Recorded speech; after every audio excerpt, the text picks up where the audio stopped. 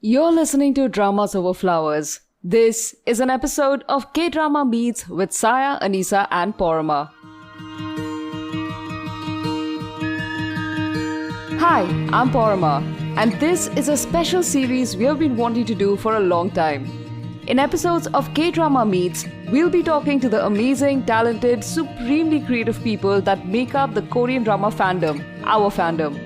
In this episode, we had the fantastic good fortune, all thanks to Saya's persistence, of getting writer June Hur to come and tell us about her book, Silence of the Bones. What connects it to K-dramas, you ask? Well, June is a longtime drama fan, and her book is set in Joseon-era Korea. It's a YA novel that's created quite a lot of buzz already, and it's releasing the day we published this episode. So this was a really fun chat for us. We covered why she chose that period, how difficult the research was, barriers of language and culture, imposter syndrome, casting Korean actors for her characters, and dramas. Lots of dramas, all the dramas. You can find Silence of the Bones at all major bookstores and online outlets. You can follow June on Twitter at writer June Hur. That's writer JUNEHUR. And on Instagram at June H Writes. That's JUNEH Writes. You can find us at Dramas Overflow on Twitter and at dramasoverflowers_podcast on Instagram. You can email us at dramasoverflowers@gmail.com. As always, before starting the episode, we want to thank our listeners and our incredible patrons, all of whom make these episodes possible. Our Patreon page resides at patreon.com/dramasoverflowers, and we would love it if you would take a look. Okay, so that's done. Let's get on with the yakking. You'll now be listening to Kdrama Meets writer June Hur.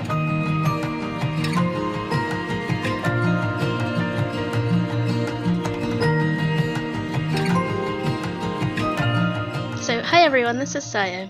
This is Anisa. And this is Porama. And today we've got an episode of Kdrama Meets, which is our episode where we grab somebody from the fandom and make them talk to us about what they do and their special expertise.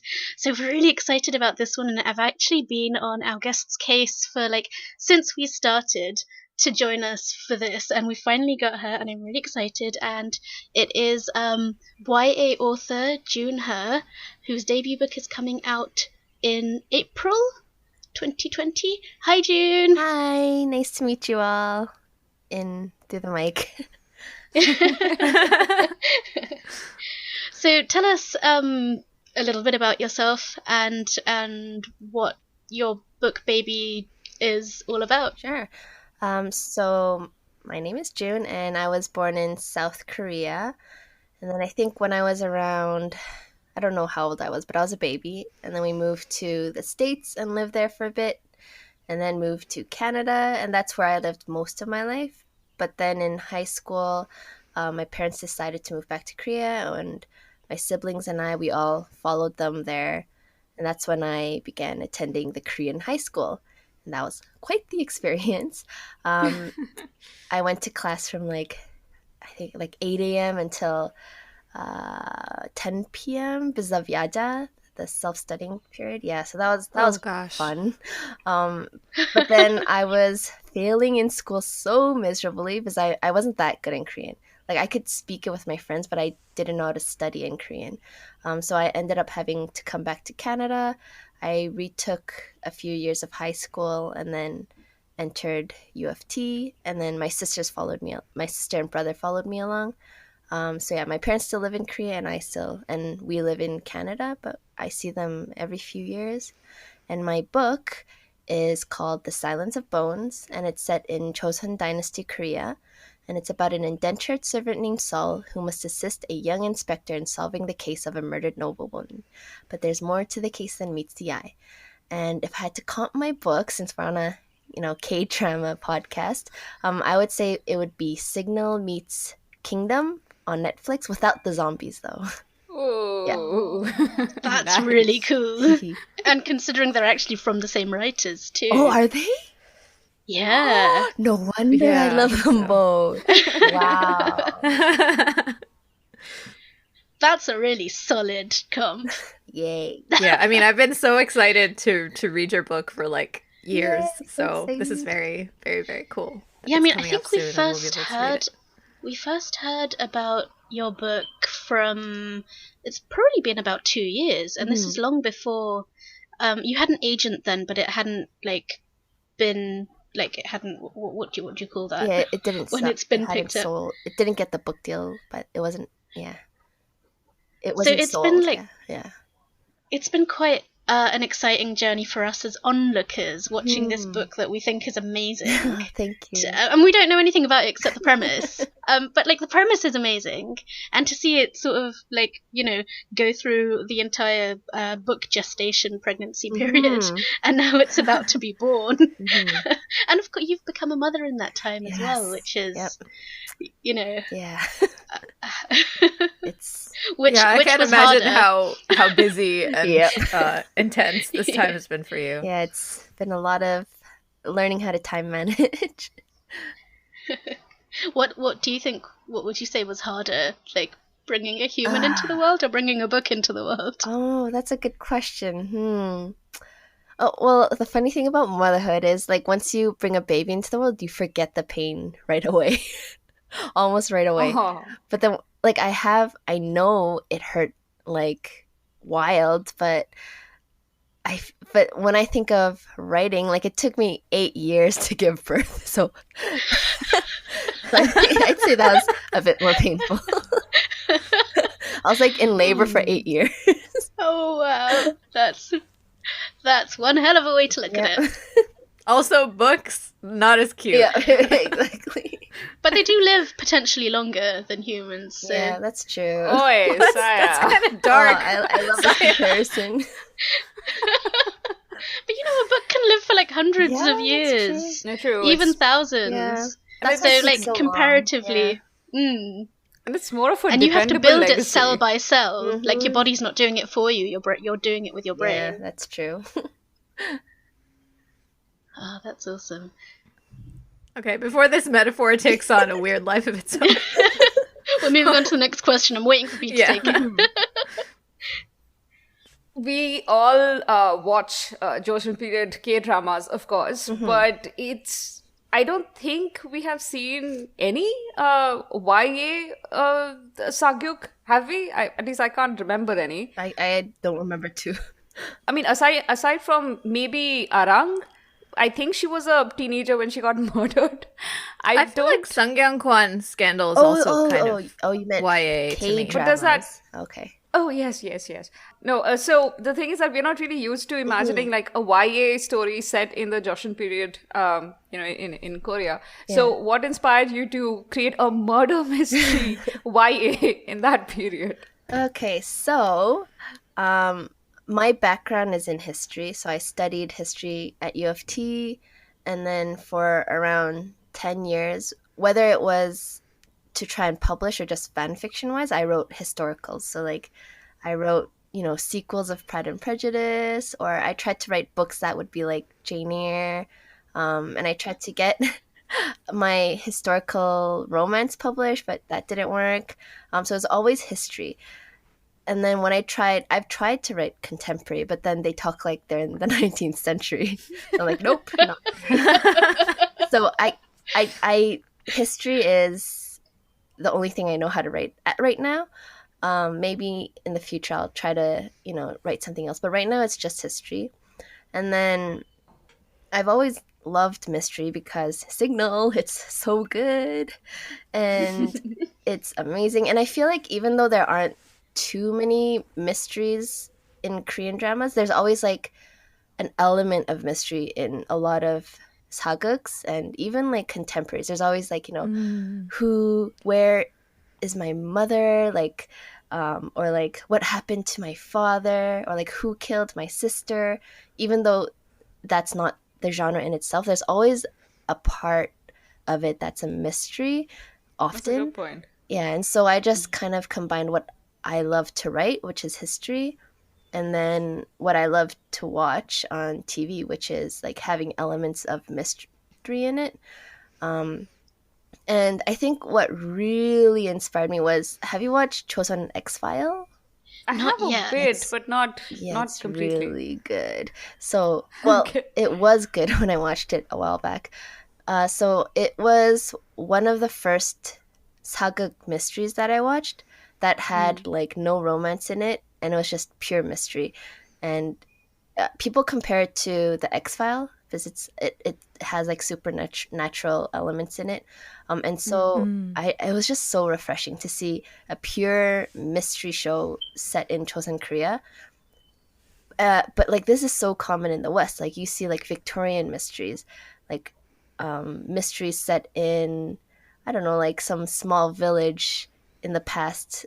Like, you know, those BBC dramas, those period Yeah, dramas. that's exactly what I was Yeah, it's thinking so of right now. common. Yeah, I don't Yeah. see too Or like the Agatha Yeah, Christie type of exactly. period stuff. Yeah, so there's so many of those, and I love those period mysteries, and so I'm like, oh, it would be nice if there were more Korean dramas that were centered around mysteries as well. And so I just wrote what I wanted to read and what I wanted to watch as well. Yeah.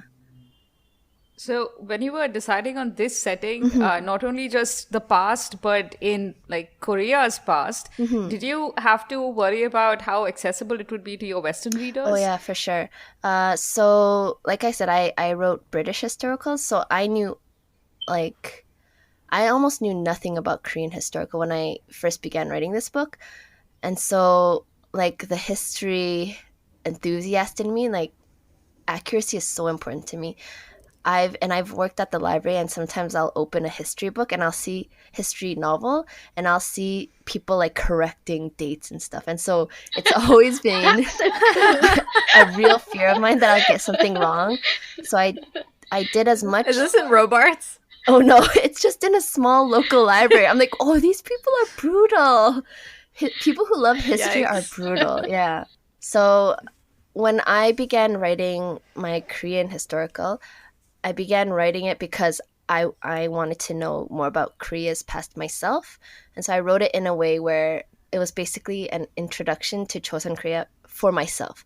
So I wanted to make sure that when I wrote about like the sceneries and, you know, about Hanyang, the capital, and, you know, the fields and the mountains, I wanted it to be so like visual that I could feel like I was there myself, looking and exploring. And basically the heroine, Seol, she's trying to solve a mystery, but I'm following her, trying to like look around and explore, like, ooh, like look at the market. And like, oh, is this the food they ate? And so like as she explored, I'd find more reasons to, you know, research and learn more about Chosun Korea, specifically the 1800s. And then I'd incorporate it into the book wherever I could. And then when I landed an editor, she's like, there's too much historical info dumps here. And so what I had to do was like, you know, kind of smooth it out, make sure that it wasn't like a history textbook. But yeah, that's what happened. And so because I wrote it in a way where I was introducing Korea's past to myself, for now, like I haven't really encountered readers who would say like, oh, like, you know, I couldn't really see the place because I don't know anything about Chosun Korea. But I'm seeing a lot of people say like, oh, like I have no idea. I don't know anything about 1800s Korea, and yet I felt like I was there. And so that was my biggest goal, and I feel like so far it's been working out. That's fantastic. I Yeah. suppose that the next question that begs is how much research did your novel need, and like how did you do that? Oh, a lot of research.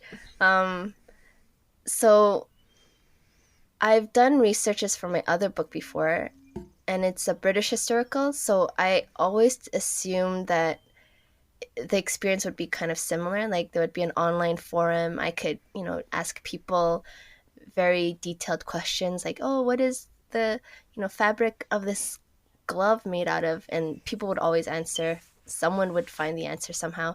But with Chosun Korean history, I almost feel like I was on my own. I even reached out to a friend an acquaintance who's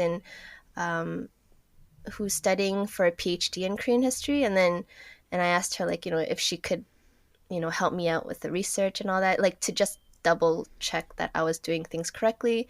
And she was like saying it's like the further back you go in Korean history, the more difficult resources get. like maybe in Korea there's tons of resources, but not a lot of them have been translated into English compared to, let's say, like Chinese history or obviously British history. There's so much resource out there for those countries, but when it comes to Korea, I feel like it's not something new, but it's still an up and coming area of research. I feel like it is just based on my own experience. And so they have a lot of research, like English articles, scholarly articles about Joseon Korea, but you don't get the details, like, what was the police system like in Korea? Like, you get very generalized information, and then I find like this huge Korean book about the police system, but it's not translated. And so, and so I can only, like, I'll read articles in Korean, but it's really hard to translate an entire book. So I have to kind of base it on educational guesses and like based on the snippets I do understand. But it's been pretty tough. And Korean resources, a lot of them have Hanja in it, so classical Chinese. And so I'm translating the Korean, and I'm trying to figure out, like, oh, I don't know Chinese. What does this word mean? And so I'm translating that. But now my husband's from Hong Kong, so now I have people in my life I live in. so I could just like Nice. message on WhatsApp going, what does this mean? And then usually it's his mom. His mom will like give me an explanation of the word. And I'm like, oh, okay. But yeah, it's been really tough, and I feel like it's because there aren't as many books in the West about Joseon Korea. There's also that burden of being like, oh no, like, am I representing this correctly? And Koreans are very like are very protective, I feel like, of their history. And so as an immigrant, for me, it's always I'm always struggling with that sense of like, am I Korean enough to write about Korean history? And if they read my book, will they approve of it? And so there is that kind of, it's an interesting experience that I never thought I'd go through while researching, but yeah, that's been my experience so far. Wow. It's so interesting that as a Korean, for all intents and purposes, that you still feel that way. Like, are you Korean enough? Because I have to say, like, for those of us who sort of, I mean, all three of us more than dabble in Korean entertainment, and we often sort of come against that. Not a wall exactly, but an invisible barrier of, am I allowed to go here? Am I qualified to say certain things on certain topics? So it's surprising almost to hear you say that you feel the same way. Why do you think that is? So it's from, I feel like, most of the people in my lives who are born Korean and raised Korean. I don't think they intend to be offensive, but there is always that shock factor where they're like, when I tell them, oh, I'm writing about Joseon Korea, they're like, oh, you are? Like, do you know anything about Korean history? Or another time, my relative was like, she's like super well learned and she knows everything about Korean history apparently, and she'd like tell my parents like, oh, you need to make sure that June reads the Joseon Shirok. Like, you can't write a good historical without reading that. And basically the Joseon Shirok is this huge record of Korean history that's not been translated into English, and apparently if you stack it up all together, it's as tall as a building. And Is that the annals? Oh my god. I need to read that to write a proper historical.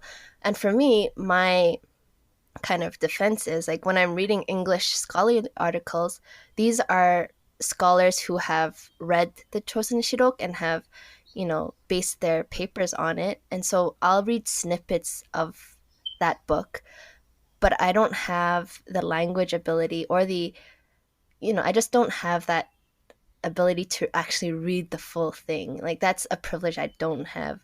And so there is that kind of like sense of Koreans being like, I know this much. I grew up learning history. Like, this is like part of who I am. But do you know, like, you didn't grow up with Korean history. You don't really know how to read Korean that well. So how do you know that you're writing it properly? And so there is a little bit of that. Yeah. Oh, I'm sorry to hear that. Yeah. But I will also add that being an outsider of sorts, I think it gives you a different kind of insight, especially when you're bringing that out to other people. Yeah. So I have no doubt that what you've written is going to be great. Thank you. Oh, but just as a side, I haven't experienced that with everyone. It was just 2 people. But I just like overthink and I just internalize it, like, That's true. It's like those 2 people who say that, and that just like ruins you for the yeah, next 10 exactly. years. It won't be like that. I mean, and I know this isn't one of our questions, but I'm wondering if, like, is this something that you would think about in terms of, like, maybe in the future at some time potentially thinking about translating into Korean, and whether, you know, how that would be received in terms of, like, maybe like a more critical eye in terms of, like, historical details and the things that you decided to write. I remember thinking, like, oh, it would be great for my book to be translated into other language except Korean. But yeah, jokes aside, I was fortunate enough. There's this, she's like a Korean English translator. Her name is Jamie. And then she saw on Twitter that I was, like, kind of struggling to, like, with regards to historical accuracy. Like, I've done my best. I fact-checked as much as I could. I've had other people read, but they weren't really historians or anything like that. But she translates work and is really experienced when it comes to cross-referencing and fact-checking. And then she offered to read through my book pro bono. And so she read through it, and then, like, she came up with a few things that needed to be fixed. But besides that, she said that it was okay. It was good to go. And when I was actually writing my debut, I made sure to work into the story historical references that were, like, easy to find online. Not that it's, like, on Wikipedia, but, like, if you searched it up, if you search up, like, one of the terms I use in Korean, like, you'd find information on it, and it wouldn't be, like, controversial or anything, and nothing, like, that would be easy to get wrong. So I just stayed clear of those things, and yeah. Can I ask if that was Jamie Chang? No, I don't know her last name, but she's not Korean. She's not East Asian. So, yeah, probably not. Because if it was Jamie Chang, that would be the person who translated Kim Ji-young, born in 1982. Ooh. If it was her. Yeah. But if it wasn't, then I think she then does other translation stuff. Okay, so you've told us about how important historical accuracy is to you. Did you set your novel in a particular time period, like, you know, under a specific king, or did you like to leave those a bit ambiguous? So I set it in exactly 1800, and it kind of brings into 1801 by the end of the book, and the person ruling over it during that time was Queen Regent Jongsun Wangbi. Ooh, a queen. Yeah, that's Regent. Cool. Yeah, so when she came into power, she was super angry because basically, you know, with the whole Prince Hado incident, like, her husband killed his son in a rice chest, and then when Prince Hado's son grew up, that was King Jongjo, and he was super pissed, basically, at Queen Jongsun, who he thought kind of had an influence over his father, and that's how, his grandfather, and that's how his father, Prince Hado, died. And so when she came into power, she was very vengeful, and she wanted to basically get rid of the Southerner faction, which was also it's very complicated, but basically King Jongjo and the Southerner faction, they joined hands in order to try and, like, strip Jongsun Wangbi of power and her family of power. And so later on, when she does come into power, she's basically just, wiping out everyone who tried to yeah, it was like a purge, and that's where the story is set in. Does that play into the plot of the book? Yeah, it plays into the mystery as well. Or is that spoiler? What else did you do to bring the book to life? Like, did you travel to Korea and look at, like, the settings, and what other things did you do? So a lot of the story is set outside of the palace. So, and I grew up, when I lived in Korea, I kind of grew up in the suburbs. And so I lived in front of the rice paddies and there were mountains. And so I definitely added that into the story, the nature aspect of it. And when it comes to Hanyang, the capital, I don't, it's not there anymore. So what I did was just I tapped into all the experience of watching Korean historical dramas, and in those dramas, Hanyang just comes to life. And so I took that experience and I relied on this amazing map of Hanyang they had. They had a map of like, where all the shops are, what kind of shops, where the government buildings are and all that. And so I used that map and my memory of all that I saw in dramas, and then I kind of mushed them together. This kind of goes amazing. into the next question, actually, very, very smoothly, which is what was your experience, your earliest experience of K-drama, and do you think your experience of K-dramas influenced the way you've visioned your story, which you've kind of told us a little about, but maybe you can tell us about your journey with K-drama. So I think my earliest was like, what is it even called? It's that one where they fall in love, but then they realize they're siblings. Oh, wait. Oh, That's It's not Autumn like in My Very Heart? Merciful Yeah. Son, is it? Is that Autumn in My Heart? yeah, I think so. Yeah. Oh. And then they realize they're not siblings after, I think. Right, because one of them's like switched, Yeah. like the girl is switched at birth or something.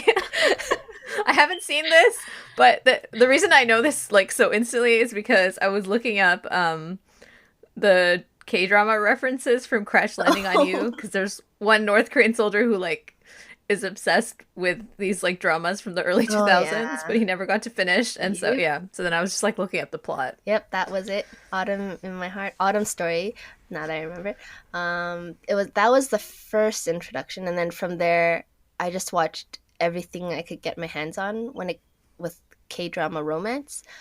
But I think and then I stopped for a really long time because I watched that when I was, I don't know, like middle school or something. I stopped for a really long time, and then when I was in high school, I ended up watching the 사극 동이. Have you heard of that?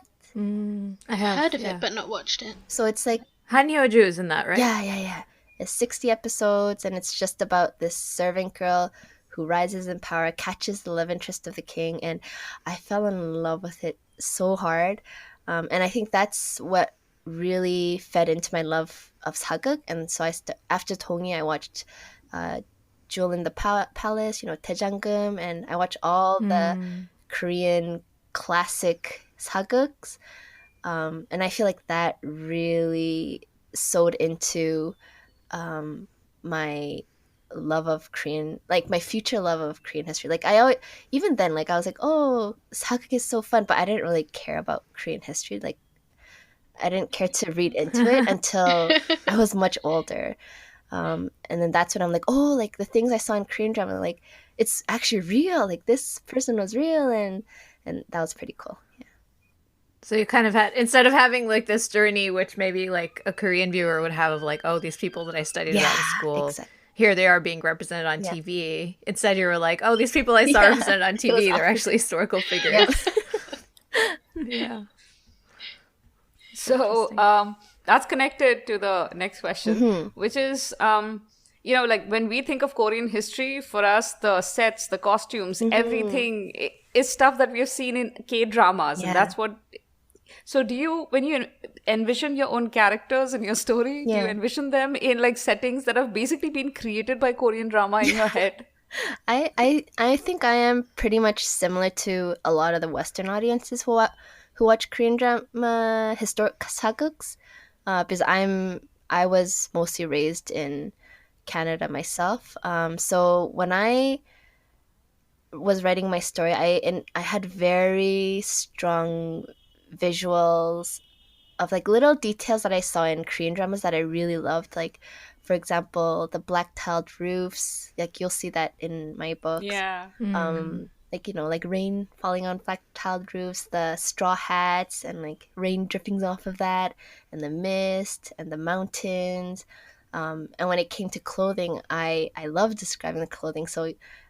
So whenever a new character comes in, like I describe, what is she wearing? What are the, decorations on her dress? And for the inspector, like he'd always be wearing this midnight blue robe and have this silver embroidery of a tiger on his clothing, and the hat and the hats men wore, which are called kat. They wore that, and the beads strung around it. I went all out, like all the things I loved about the fashion of that period, I tried to embed into my book. And for me, And all of those things have, Mm-hmm. just one quick question, all of those things have symbolism as well, isn't it? Like the beads mean something, Yeah. and the embroideries mean something. Did you put that same meaning into your book? So for the embroidery for the inspector I did, which was like a reference to like the tiger was worn by the military officials. And then when it came to the beads, I when I was researching, I learned that the beads are worn by men of nobility. So the commoners, they wear that hat, the black hat, but they wouldn't have beads around it. And so I'm like, oh, that's so cool. And so I'd add that in as well. Yeah, I did. And the feathers and all the different, what do you call them? I know all the names. The feathers on the hats, or like the police bureau, and they have these particular different colored tassels and things like that. That part I didn't add in. I didn't even read it. Can you tell me about it? I'm actually really interested. I only know what I've learned from dramas. Oh, I'm so curious. Literally But all I I do know. have a question. I do have a question when you're talking about like particular details, like the cut, and like particular details that are only, present in Korean, and maybe there's not even like an English translated word for it. So like if I... How do you... Sorry, I just wanted to ask, like, I know like the diasporic writers talk about this a lot, whether to italicize the word or to just translate it, like, should you have footnotes? Like, how did you deal with that aspect? When I wrote it, when I wrote my debut, it was like a mixture of everything. Like I italicized some, I didn't italicize others. But then when my editor was going through my manuscript, she said I had to choose one or the other. And she presented an argument for both sides. And I decided, because the story is written from first person, I realized it doesn't really make sense to italicize Korean words, because it's not like she's saying like, 안녕, I said hi, right? It's kind of, it's untrue to her. And so I decided it just makes more sense for it not to be italicized in first person. And the argument for that is like, Korean words are not exotic, so it shouldn't be italicized. On the flip side, the other argument for italicizing, and I totally understand the other side as well, is it's still a new word. And so in order not to confuse or like just make the reading experience difficult for Western readers, like it should be italicized and it should be explained. And I feel like a lot of the backlash towards italicized words comes from like people who are like, oh, but we've had to grow up reading like random French words written into the English language, and it wasn't italicized, so why should like East Asian or just Asian words in general or any non-English words be italicized? So there's that argument. But then for me, coming from like a diaspora position, like I don't mind reading Korean books that have words italicized, because like maybe I don't know them and maybe I'd like to look into them a bit more. So I get both sides, but I also get the criticism for what the italicizing. So yeah, it's controversial. I guess it's a personal decision. Yeah, it is personal. Yeah. Mm-hmm. I didn't realize you had that much choice over it, though. That's interesting to learn. Yeah, it was. I really appreciate it. I think it depends on your editor, right? Yeah, my editor was very like, she's amazing. She's like, this is the argument from both sides, and she's like, but she's mentioned her preference, which was like, I'd prefer it if you didn't italicize, but it's up to you. And I'm like, oh, okay. And then I chose what she suggested. But yeah. So speaking of writing. Mm-hmm. Which is what we've been speaking about the whole time. Duh. So back to sort of the relationship between dramas and writing. When we're watching dramas, which is like 90% of the time for some of us, it's not really. We always find that our final opinion on the quality of a drama is that it rests on its writing. And what are your thoughts on that? And does being a writer make you look at K-drama differently? Yeah, that was an interesting question. Like coming from drama experts like you folks. I'm like, oh, you mean couch potatoes? Yeah. Until I saw the question, I'm like, oh, I never thought of it like that. But it actually makes sense because there are cases where, like, you know, you watch dramas and just the writing is so bland, and like when it's bland, the characters don't come alive, and the story can be actually like plotless, but if the characters are engaging and endearing, like you just want to keep watching. And I feel like when it comes to yeah, I guess in that sense, like even with books, even if there's nothing really going on, if you have amazing characters, you'll keep reading. And so I think it's the same for Korean dramas. And I think an example of that was, it's not really the case, but what's it called? It's about a group of girls who roommate together. Age of Youth? Yeah. So like there's no like murder, like maybe there's a murder plot, but there's no like it's not like action. It's not action packed. It's not like some huge mystery going on. It's basically young women living together, and sometimes huge chunks of the scene are just them inside their apartment fighting or chatting, and those are all dialogue based. And I feel like if the writing of those dialogues are really well done, like even if they're in a room, you're just like, oh my gosh, like this is so intense. And yeah, so I agree. Like I think writing is so important, and how you use writing to, you know, develop dialogue or character. And yeah. So that smoothly brings us to our next question about writing. Is when you plotted this, it's a murder mystery. Murder mysteries, I mean, people seem to think that murder mysteries are easy to write. In some ways, the keeping the suspense is the hard part, but you know, essentially, it's a easy paint by numbers way of writing. So, what do you think? I mean, how hard was it for you to write a murder mystery? Is this the first murder mystery that you've written, and how did you go about doing it? So when I first wrote this book, it was actually like a woman's fiction. I imagined, like, you know, Seol was much older and she was a servant, and I wanted her to like explore her womanhood and find her identity and find her agency. That's what the story was about. But it opened with a murder, and then it just disappeared after chapter 2. And then when I had my friend read the draft of my book, she was like, oh, cool. Like I read chapter 1, but then from chapter 2 onwards, like it was like a completely different book. And then I was like, oh, okay, then I'll just take out chapter 1. And she's like, but I like chapter 1. I'm not very interested in what happened afterwards, but I really want to know what happened to this murder case that happened in chapter 1. And I'm like, oh, really? And back then, and still now, I love murder books about, you know, mysteries and TV shows about mystery, but I never felt like I was smart enough to write it. But then my debut, The Silence of Bones, was the book I wrote as like my, I give up on publishing. I'm never going to get an agent. I'm just going to write whatever. And so I'm like, I'm just going to write a mystery. And it was so hard. Like I wrote this book. I wrote several drafts of this book not knowing who the killer was. So wow. Yeah. So I'm writing. It really was a mystery. Yeah, it was a personal mystery. I'm writing this book and I'm like, who is the killer?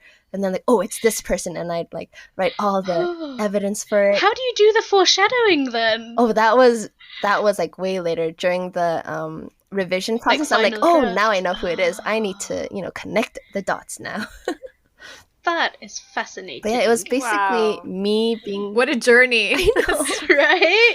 I was the heroine going like, I need to find the killer, but I don't know who it is. So yeah, it turned out well. Like everyone's kind of suspicious in this book now because everyone was possibly the murderer. Yeah. That's Oh, good I because you'll have wondered that. people. There's always those people who are like, "Oh, this book was so Yeah, easy. I knew who the exactly. killer Yeah. was It's from so page true. 2." Like, yeah.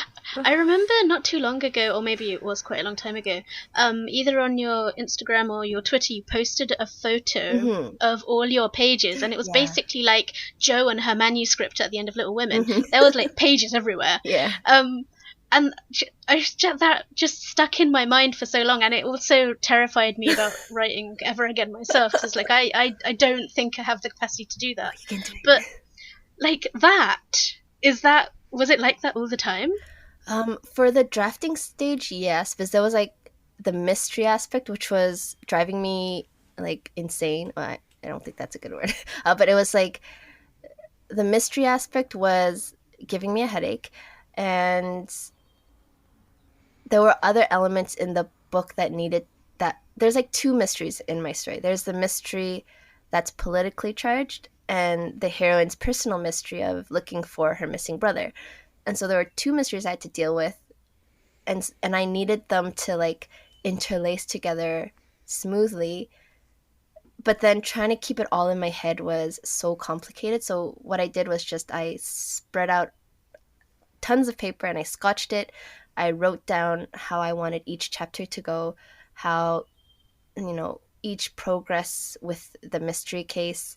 And when I was able to visualize it in front of me, that it just helped ease my mind. It helped me see where things weren't being wrapped up, where things were getting too complicated, or chapters where the mystery element just wasn't touched on at all and I need to weave it back in.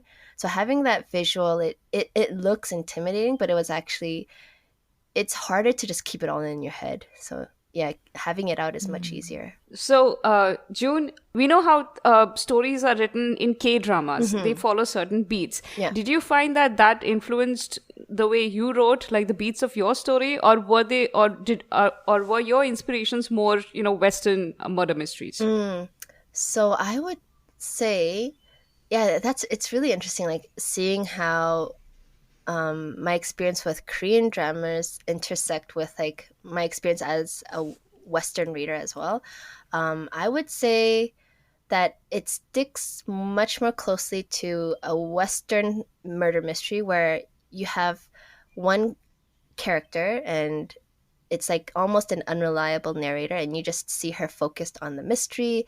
And it's a bit limited in that sense where the other characters you only see through her lens, and you don't get to know about other characters as much as you do about the heroine. So you don't see like whole scenes where it's just about other characters, their lives, and so on. So yeah, it's much more limited than a Korean drama. The only thing I'd say that's similar to a Korean drama is, how with sageuk's, a lot of them begin with their childhood experience.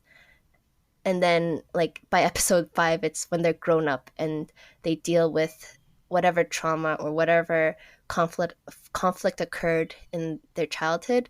And then somehow their childhood and their future intersect. I didn't quite, like, my beginning chapters aren't, like, about her childhood, but her childhood memories do play a huge role in the book.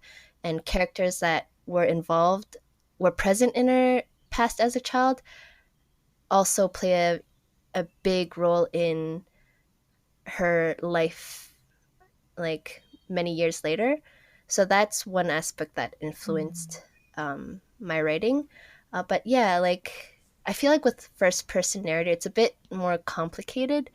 Maybe if I wrote in third person, it might have been easier to, just like delve deeper into the lives of other characters. But yeah, I found the first person to be much more limiting in that sense.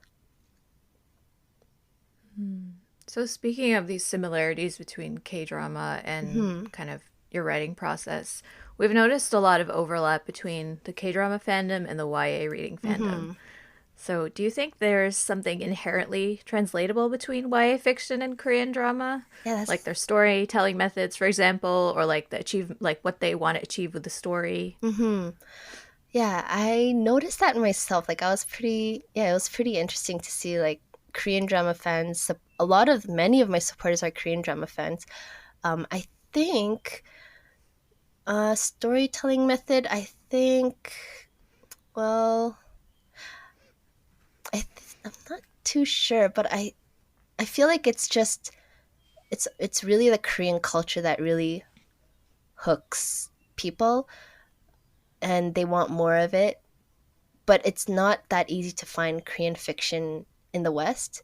Like, there are, but there's just a handful of it, and once you've written it, there's like no more. So I feel like it's that hunger for more about history or about a culture, a time that is not taught in classrooms. And I think it's very refreshing maybe to a lot of the audiences, and so they just want more of it. But besides that, I can't say that there's okay. Or like maybe a particular subgenre of K-drama that's more of like the coming of age story. Oh yeah, coming of age. You know, like school dramas or yeah. Yeah, even Wicked Fox by Kat Cho. That one's, I think, a school drama set in South Korea, and mine is coming of age. I think my biggest hook, though, is the history, Joseon and Korea. There really aren't that many books set in that period, and I feel like people who really love Haguk are just very curious to see it in book form.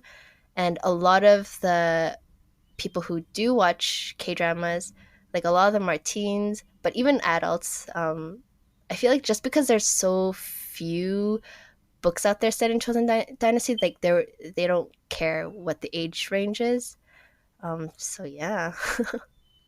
So do you see yourself staying in the Joseon time period for your future writing? I'd really like to. It's one of the longest dynasties in Korea, so there's so much to explore, and I've tried to go further back into the Goguryeo period, but I find that once you hit the Goguryeo period, the research just gets so difficult to access.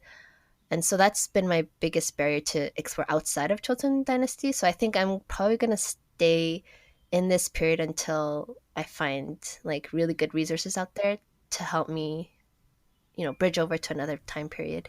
Just a small, I don't know if you've seen Rookie Historian Guharyang, but it's like a coming of age story with a heroine set in the Joseon Dynasty. I just was wondering if you watched that. I watched a few loved episodes. That one. I'm still watching. Okay, yeah. It's very Jane Austen-y as well, so I feel like you would love it. A couple of months ago when I was approaching June for this, I was like, you need to watch this drama right now. Yeah. Okay, so you got it covered already. So when you first introduced your book sort of to the internet at large, you introduced it under the title 10,000 Rivers. Yeah. And I have to say that grabbed me first before everything. Yeah. And I loved that title so much. So, like, I don't... because I like the new title as well, so it's no shade on the new one, but I loved the old one. And I know you had to change it, like, for reasons, but can you tell us, like, how you came up with the first title, why you had to change it, and that whole process? So when I was looking for the title for my book, I read this I don't know if it's a poem, but just this line by a king in Korea saying that the sea is made out of 10,000 rivers. And my book revolves around the sea a lot, and just like how the sea almost seems like there's no depth to it. And one of the big themes in my book is that the heroine gets through the tough times in the investigation by clinging on to the memory of her brother, saying that his love and his mother's love and his sister's love for her is as deep as the sea, and that there's no depth to it because there's 10,000 rivers running through. And so I found that title just resonating with the heroine so well, so that became the title, and I really love the title as well. But my That's beautiful. yeah, thank you. The line is still there, so there's some remnants of the title in my book. But my publisher wanted to change it, the marketing team, because my book was going to be positioned as a hardcore mystery, and 10,000 Rivers has a more historical fiction vibe, and they weren't really going with that route. So they wanted to market it as a mystery, so they needed a mystery title. And so they gave me the option, like they gave me the freedom to like come up with another title that I could be happy with. And so my agent and editor and I, we just like brainstormed. And I work at the library, so I have like tons of books and like CDs of titles. I was just like reading them, like what kind of titles really stand out to me? And I realized that the titles have words that create an atmosphere, a vibe of what the world they want to introduce you to about is. And so one of the things that kind of permeates through my book is the idea of silence, and obviously bones, because it's a murder mystery. And so I tried to figure out a way to attach those two words together, and it just ended up being the silence of bones. Yeah. Wow. That does sound like a hardcore mystery. Yeah. Exactly. Yes. Yeah. A little bit dark and chilling, and So it's a marketing undercurrent of creepy. Yeah, no, it definitely has atmosphere. So you said that you work at the library. Mm-hmm. I really envy you that. Of course, we would all love to be surrounded by books, but also I suppose that it must help to have access to research that because you know how the catalog system works, you know whom to ask, where to look for certain titles, right? So this is not exactly a question. Just like you, I have grown up loving historicals. I had this phase where all I was reading was historical romances. And yeah, me too. Me too. Me too. So, yeah. Hey, just as a side note, my favorite author, for now at least, is Courtney Milan. Oh yeah. And Sherry love her. Thomas. And Sherry Thomas wrote the Magnolia Sword. So what I was saying was that I grew up reading historicals, loving historical romances, and I also found that I wanted to know more about my own country's history, which is India. Yeah. And I often found that because my education was English medium, while I can read at least 3 Indian languages, I'm not extremely proficient in them. Yeah. It's hard to read like really dense texts, research material that probably has a lot of information that I want, but it's in Hindi and I can only read so much. There is so much I don't understand. I get it, yeah. So that is really frustrating for me because my novice attempts at writing has also all been historical. Oh, so you're in the same boat as me. Yes, but you're so much farther ahead. No, and I'm like even less further ahead, or I'm even more behind because I want to write historical and I want it to be connected to my ethnic heritage, but also like I read Urdu like a 4th grader. Oh, I get it. And I would probably also have to learn how to read Hindi because it's like the same heritage, but it's just the resources are in different languages. So I'm dealing with this problem by making up the world entirely. So yeah, that's really hard too.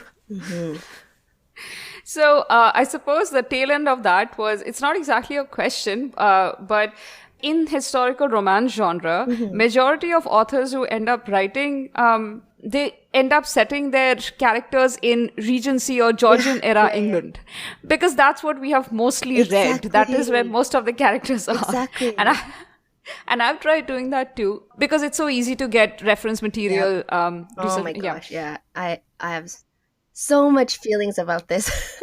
Yes, so were you ever tempted? What are your thoughts? So when I actually wrote in the Victorian era. There's tons of resources out there. Oh my gosh.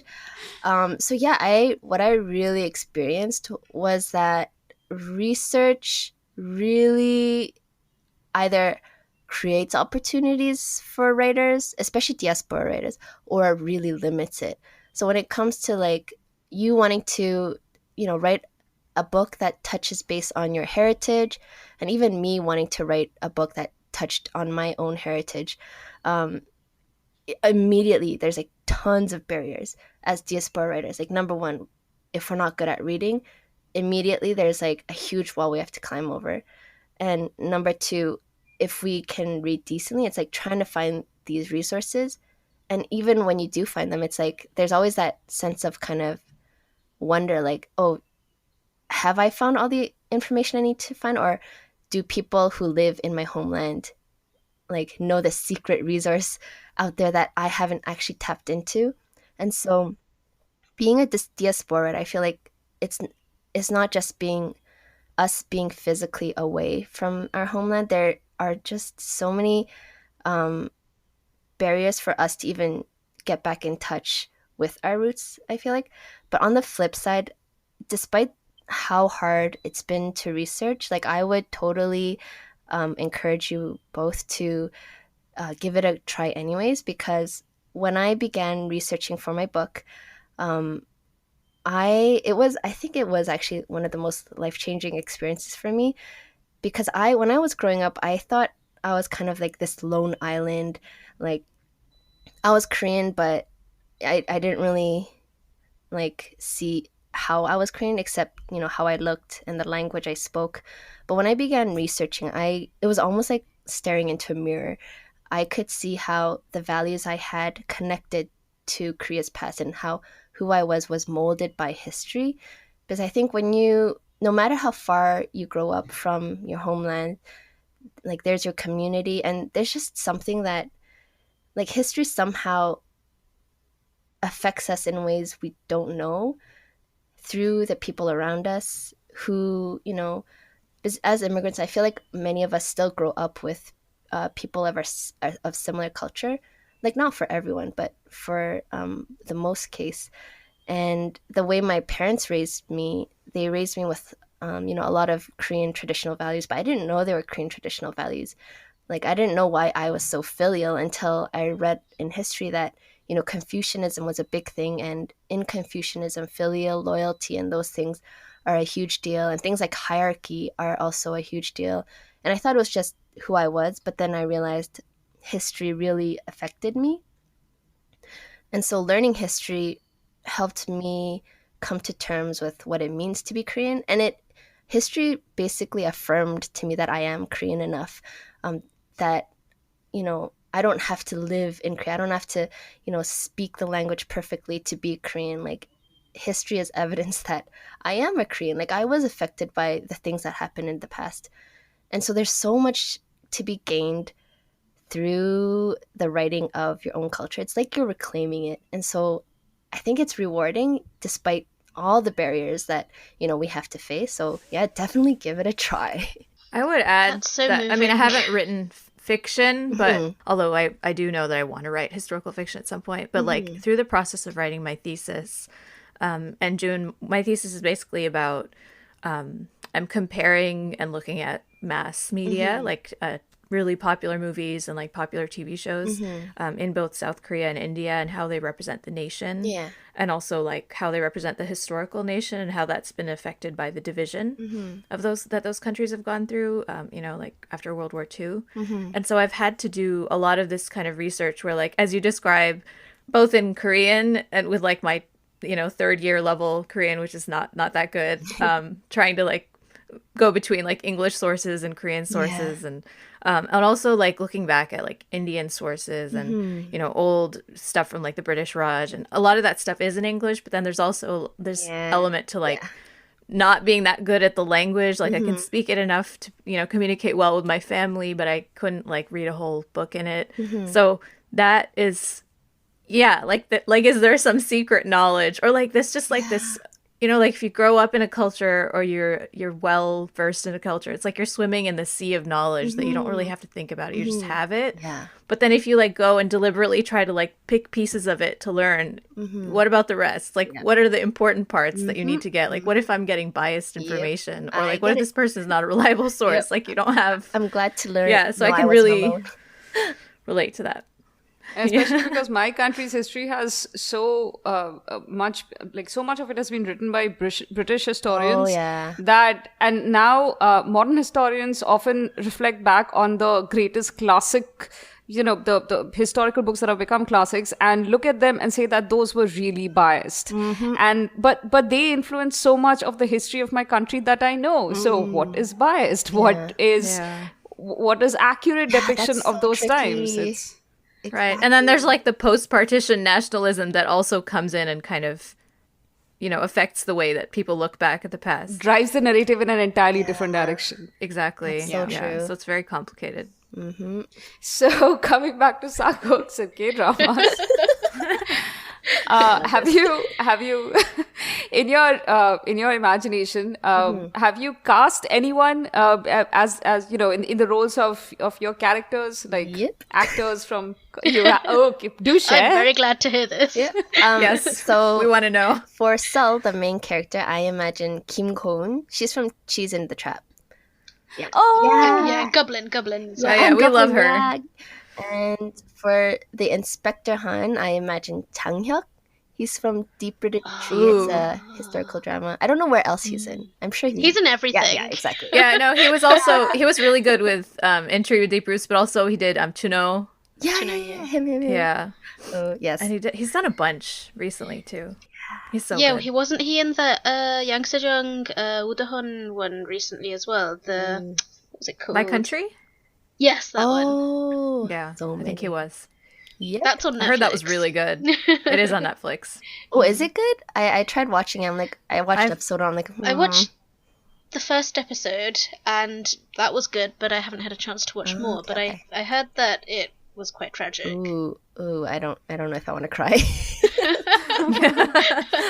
That's why I didn't watch it. Yeah.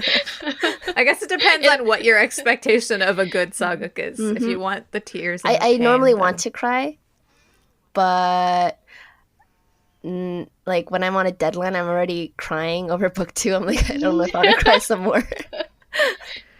I feel Well, you want to this. cry This in is the why middle, I'm only but not watching. at the end. Yeah. Yeah, this is why I'm only watching Variety right now. Mm-hmm. Doesn't require any emotional investment.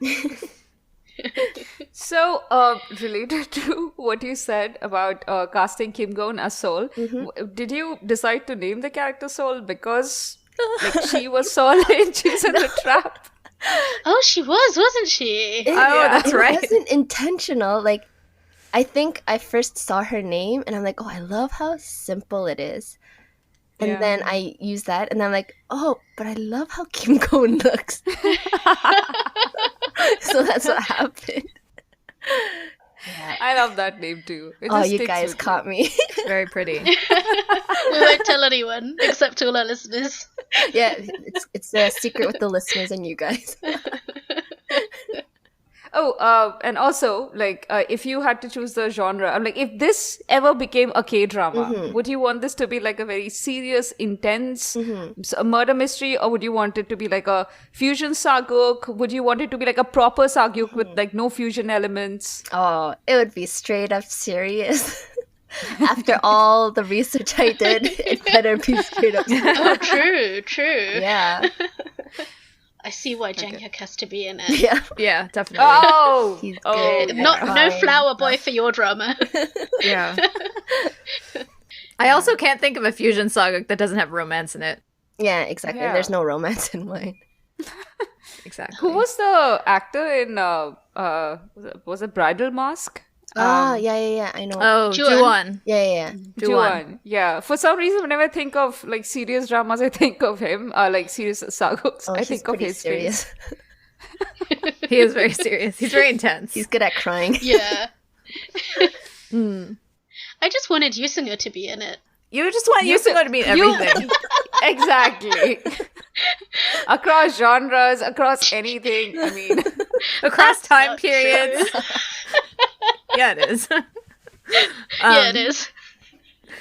So, on a more, like a little bit more personal note, we all three of us are women of strong personal beliefs, and you write in your bio that your Christian faith is one of your inspirations. Has that shaped or informed your writing, or even your K-drama viewing choices? So, as a Christian, it doesn't affect my viewing choices. I just watch whatever I want to watch. um, as for my writing, so the Science of Bones, the idea for it was behind this one historical incident of basically all of the Chosen Kingdom searching for this one Chinese priest, Catholic priest, who smuggled himself into Chosen Korea to evangelize. And as someone who appreciates history, objectively, I could see, the pros and cons to what he was doing. Like, I could see how, he came from, the priest was trying to evangelize from a place of genuine care for the Chosen Korean people. On the other side, it created so many problems because just the Chosen Korean values and, Catholicism, it doesn't really always mesh well. And with Catholicism, it comes with this idea of Westernization, and Chosun Korea back then was very closed door. They didn't want any Western influence. They wanted to, maintain their tradition, and I totally understood that. And so I could see why there would be this intense tension. And so I really wanted to explore that tension of what does it mean to, be passionate about your faith, but also what does it mean when it comes at the cost of, tradition and, and the potential of invasion, because Korea was always terrified of invasion. And the last thing they wanted was to be invaded by the West. But you let Christianity in, there's a high chance that soon, Korea will be westernized as well. So that's what I wanted to explore. And for me, even though I'm a Christian, like, I really wanted to be as objective as possible. Like, I didn't want to take sides or anything like that. So something that I chose to do, and that was really important to me, was so Seol is a Buddhist, and she remains a Buddhist to the end. Like, she doesn't get converted. She interacts with Catholics who are, being persecuted. But it's just like it's more just like a human relationship where, Seol is a kind, loyal person, and she just meets other kind people who are loyal to their own beliefs, and no one is imposing anything on each other. I just wanted to catch a glimpse of history. I didn't want to preach a sermon. That's the last thing I wanted to do. And the thing that they relate to the most is the idea of home. Where is home? So for these Catholics who are willing to be martyred, for them, their idea of home is, home for them is in heaven. For Seol, she understands home as, like, home is finding her missing brother who raised her, who loved her, who was the only person who, made her feel secure and loved. And so that's home. And so no one is right in the end. No one is right or wrong, but it's just this thing that I wanted to explore, like, what is home? And for me, it's very personal as well, because I don't live with my parents. And so growing up as a teen and even into my adulthood, one of the things that I always struggled with was, where is home when my parents, who love me the most, don't live with me? And I thought that aligned so well with, the historical aspect of that time, where these Catholics were being persecuted for their belief. And the only thing that kept them going was, like, they clung on to this belief that, home for them is in heaven. So they'll stick through the persecution till the end. And I just thought that parallel was so fascinating. And that's how I feel like my own faith informed my decision when it came to what kind of themes I wanted to explore. But yeah, like, I just, like, for me, that was really important to stay true to my faith, but at the same time to be respectful of Seol's own faith as a Buddhist. And so for her, in her scenes, there's always this aspect of Buddhism that comes into play, and I wanted to stay true to it, because I'm not writing about myself. I'm writing about this other girl who is of another faith. And growing up as a Korean, I've grown up with Buddhist influence as well. Like, if you look into Korean history, there's, Buddhism and Confucianism are the two very strong, forms of beliefs that really influenced Korean values, and so I've grown up with it. And the Buddhist traditions that I could see in my own upbringing, I kind of wove into Seol, and the Christian faith and so on that I grew up with, I kind of wove into the Catholic characters. And then there's Inspector Han, who's the most objective. He like hates Christianity. He is for, maintaining tradition. And so the objective side of me that understands how, problematic Christianity was in non-Western countries, that's represented in him. So yeah, different aspects of, the tension are introduced in different characters, and no one character is right, basically. That's really Wow, beautifully June, put. I really want to love read that. this book. Yeah. now. Yeah. And thank you for sharing that like personal side. Oh, thank of you it so much as for well. asking. Like, I really wanted to talk about it, but yeah, no one has asked so far. Oh, I'm so But glad. you That was spoke Saya's beautifully. question. So Yay, thanks, thank you, Saya. Saya. I wasn't sure if it was one you'd want to answer because I know that people can be. I mean, of course, your beliefs and things are a private thing, Yeah. but it's the kind of thing that we talk about all the time. Oh, I'm so glad.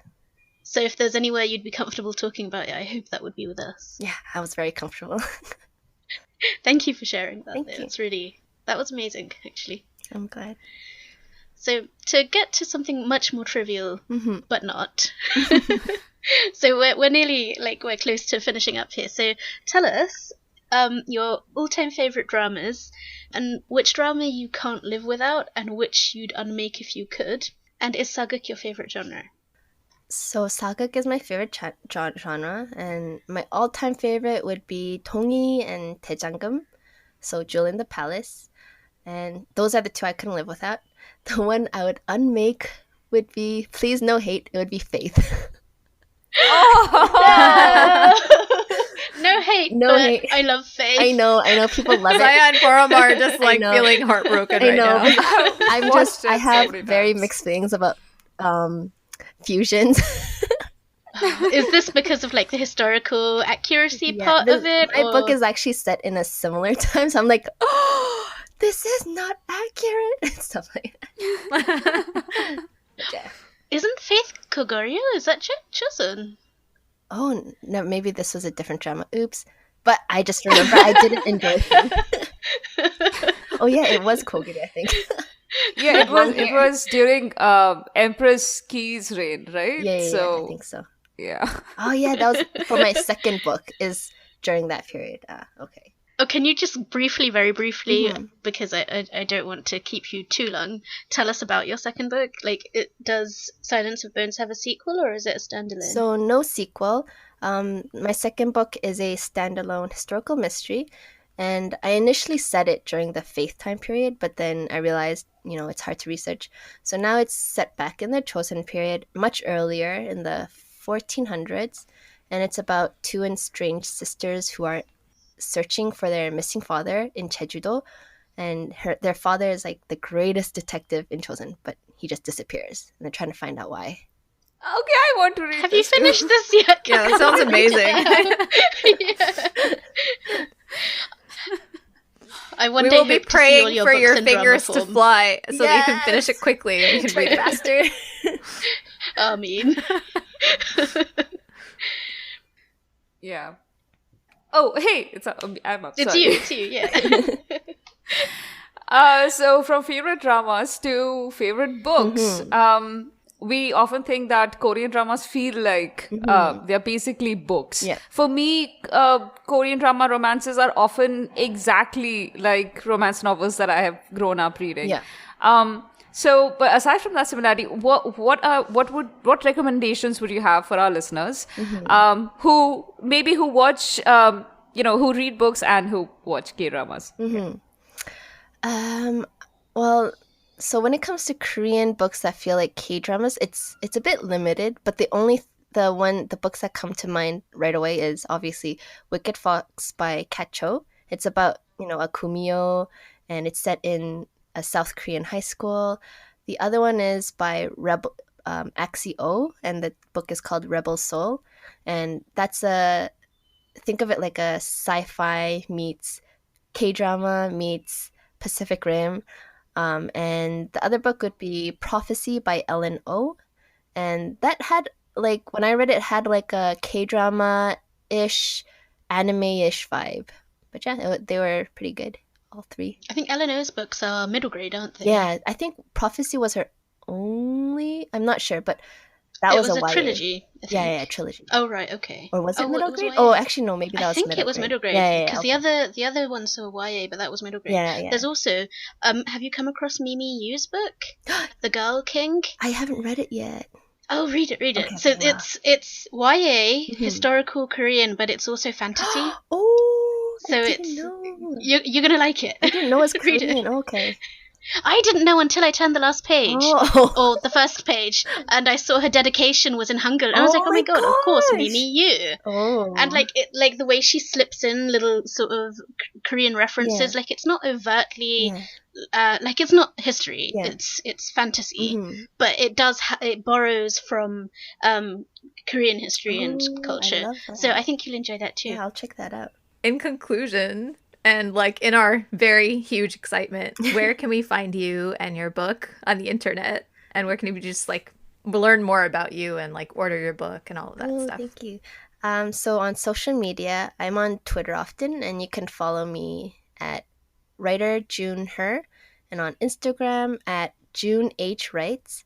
My blog is junehur.com, and for the books aren't out yet, but when they are, you could buy them on any major book selling sites like Amazon or Barnes and Nobles, or any major bookstores like Barnes and Nobles or Indigo in Canada. But yeah, they should be not too hard to find.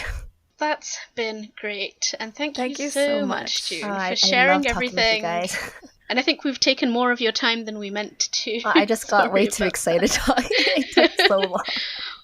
Well, we fully hope that you'll come back. Yes. We should come back. We should do a signal episode. Oh, and yes. you should come Oh back my for gosh. that. Yeah. We've been talking about doing a special. I'll have to rewatch it. We can all rewatch it and then we can come back. Yeah. Barma, Give you haven't me a watched it month's yet, right? notice so I can rewatch. I'm so ready Yeah. for this. We should do this before Signal 2 comes out. What? Signal Yeah. 2? Ooh. Signal 2 has been in the Yes! works for a while. Yeah, The they writers announced have it a been while busy with back. Kingdom, but they are writing Oh my gosh.